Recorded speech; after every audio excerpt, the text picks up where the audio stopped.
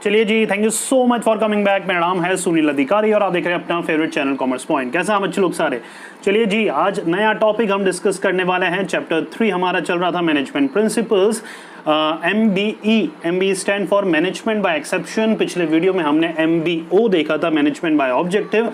उसी से ही मिलता जुलता है उसी का छोटा भाई मैनेजमेंट बाय एक्सेप्शन। आज के वीडियो में हम डिस्कस करने वाले हैं, तो बिना टाइम वेस्ट करते हुए चलिए करते हैं वीडियो स्टार्ट। सबसे पहले स्टार्ट करेंगे MBE की मीनिंग से, राइट। और इनकेस अगर आपको यही नोट से पढ़ना है, जिन नोट से मैं पढ़ाता हूं, तो डिस्क्रिप्शन में आपको लिंक मिल जाएगा, वहां से आप फुल सिलेबस के नोट्स डाउनलोड कर सकते हैं। चलिए, MBE is based on the philosophy that an attempt to control everything would result in controlling nothing. Thus, MBE is a practice whereby only the information that indicates significant deviation of actual result from the planned result is brought to the management notice. Its objective is to facilitate management focus on a really important task. अब इतनी जो राम कथा मैंने आपके सामने पढ़ी है, इतने हार्ड मुश्किल वर्ड पढ़े हैं, उनका सिंपल सा मतलब है मैनेजमेंट बाय एक्सेप्शन। मतलब एक कहावत पे बेस्ड है, in order to control everything we end up controlling nothing. That simply means अगर हम ऑर्गेनाइजेशन में सोचे कि यार हमें तो सब कुछ कंट्रोल करना है, फाइनली होगा क्या, हम कुछ भी कंट्रोल नहीं कर पाएंगे, राइट। तो MBE टेक्निक के थ्रू मैनेजमेंट में या जो बॉस है, जो मैनेजर है, वो क्या चाहता है? वो ये चाहता है कि ऑर्गेनाइजेशन में जो बहुत ज़्यादा इंपॉर्टेंट टास्क हो, बहुत ज़्यादा इंपॉर्टेंट मैटर हो, कोई इंपॉर्टेंट डॉक्यूमेंट हो, नोटिस हो, वही टॉप लेवल या फिर सीनियर मैनेजर्स के नज़र में या उनकी इंफॉर्मेशन में आने चाहिए। नहीं तो जितने भी छोटे मोटे टास्क हैं, एक्टिविटीज़ हैं, वो लोअर लेवल या जो सुपरवाइजर्स होते हैं वो अपने लेवल पे ही हैंडल करना चाहते हैं, राइट। अगर सिंपल सा एग्जांपल दूं आपको और ज़्यादा इजी समझने में, तो देखिए, अगर MBE टेक्निक फॉलो करता है आपका स्कूल, अगर आपका स्कूल फॉलो करता है तो वो क्या बोलेगा? प्रिंसिपल बोलेगा भैया मेरे ऑफिस में भीड़ नहीं होनी चाहिए, मेरे ऑफिस में 1 या 2 बंदे होने चाहिए, इसलिए मैं टीचर्स को सारी परमिशन दे रहा हूँ, सारी अथॉरिटी दे रहा हूँ कि अपने लेवल पर बच्चों की बातें सुनो और मेरे पास मत भेजो। जो अर्जेंट मैटर होगा वही सिर्फ मेरे पास आना चाहिए। जो लेस इंपॉर्टेंट मैटर्स होंगे, छोटे मोटे जो भी मैटर्स होंगे, उनके लिए मैं डिस्टर्ब नहीं होना चाहता। अपने लेवल पर टीचर्स लोग, वाइस प्रिंसिपल लोग, इंचार्ज लोग अपने लेवल पे हैंडल करो। सिंपल हो रहा है बच्चों, क्लियर? तो मैनेजमेंट बाय एक्सेप्शन में MBE में सिर्फ इंपॉर्टेंट, बहुत ज़्यादा अर्जेंट मैटर ही टॉप लेवल तक जाते हैं, नहीं तो लोअर और मिडिल लेवल को ही परमिशन दे दी जाती है कि अपने लेवल पर आप जितने भी प्रॉब्लम हैं उनका सॉल्यूशन फाइंड आउट करिए। सिंपल हो रहा है। चलिए आगे बढ़ते हैं। इंपॉर्टेंस ऑफ MBE की खास बात क्या है, इंपॉर्टेंस क्या है? देखिए, MBE saves time, effort and energy of managers. बिल्कुल ठीक है, मैनेजर यहाँ पर अपना प्रिंसिपल मान के चलिए भाई, प्रिंसिपल का टाइम बच रहा है, एफर्ट बच रही है, एनर्जी बच रही है, क्योंकि अब उसके ऑफिस में लंबी लाइन नहीं है, सिर्फ 1 या 2 बंदे हैं जो कि अर्जेंट मैटर को सॉल्व करने आए हैं। सिंपल।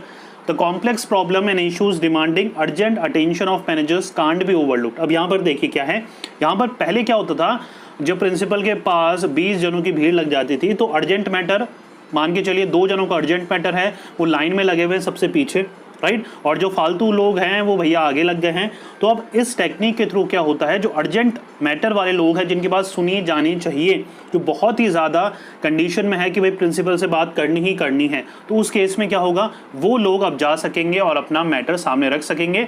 फालतू लोगों की भीड़ या तो नहीं होगी या फिर कम से कम लोग होंगे, ताकि उनका सॉल्यूशन हम प्रोवाइड करा सकें, एक प्रिंसिपल प्रोवाइड करा सकेगा, राइट।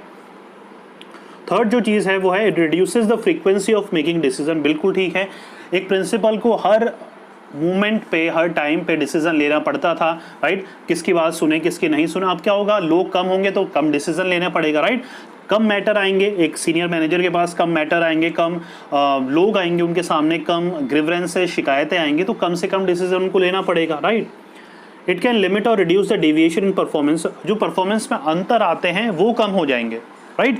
अगर MBE में क्या होगा, जो डिफरेंसेस आते हैं, मतलब अगर कंट्रोलिंग की बात करें तो एक्चुअल परफॉर्मेंस को पास्ट परफॉर्मेंस या स्टैंडर्ड से मेजर जब करते थे तो डेविएशन, अंतर बहुत आते थे।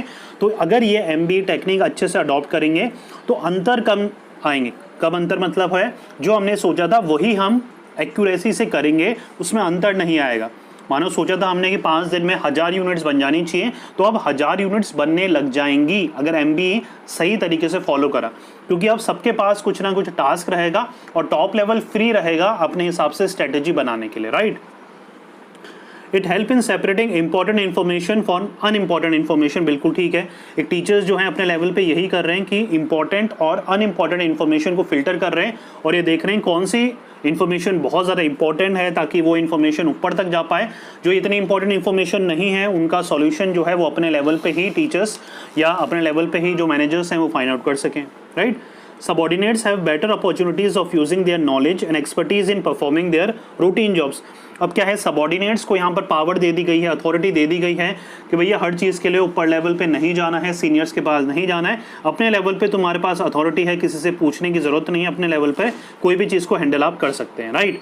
It help in installing affective control system, लोगों का बिहेवियर, लोगों का रिजल्ट कंट्रोल करने में यहाँ पर अफेक्टिव रहता है या ईजी रहता है, राइट। तो यहाँ पर क्या है, अफेक्टिव कंट्रोल सिस्टम को मेंटेन करने में एक बहुत ही अच्छी टेक्निक है MBE।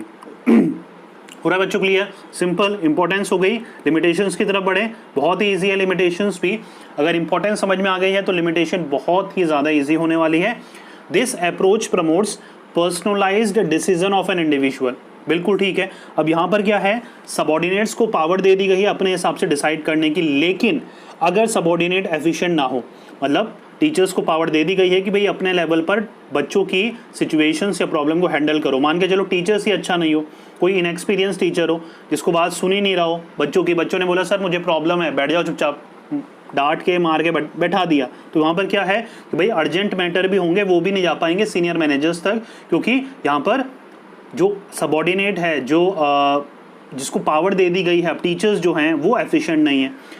It require establishment of clean and broad standard of performance but it is very difficult to do, बिल्कुल ठीक है। यहाँ पर आपको क्लियर मेजर्स बताने चाहिए सबॉर्डिनेट्स को या टीचर्स को कि आप इस हद तक आपको डिसीजन है, आपको पावर है, आपको अथॉरिटी है, इससे ऊपर कोई भी अर्जेंट मैटर आता है तो मेरे पास भेज दीजिएगा। तो वहाँ पर कौन सा अर्जेंट है, कौन सा इंपॉर्टेंट है, कौन सा अनइम्पॉर्टेंट मैटर है, उसको क्लासीफाई करने में कभी कभी दिक्कत आ सकती है। तो यहाँ पर स्टैंडर्ड जो है वो कम्युनिकेट इफेक्टिवली करने में दिक्कत आ सकती है किसी भी बॉस को, किसी भी सीनियर मैनेजर्स को, जब वो समझाएगा कि भैया क्या इन्फॉर्मेशन मेरे तक आनी चाहिए, क्या नहीं आनी चाहिए, राइट।